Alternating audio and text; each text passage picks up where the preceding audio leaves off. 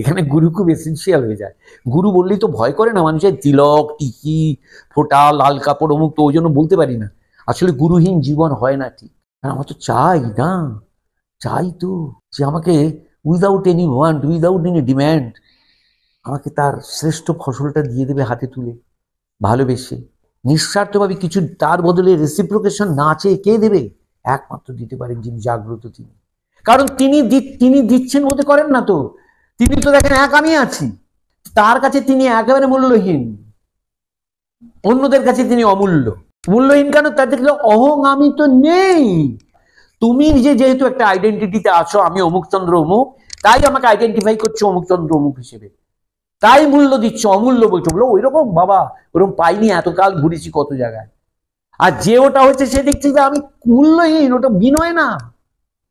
সে বলছে কাকে করছো? তুমি তো করছো তাকে, সেই বোধে করো, ঠিক আছে।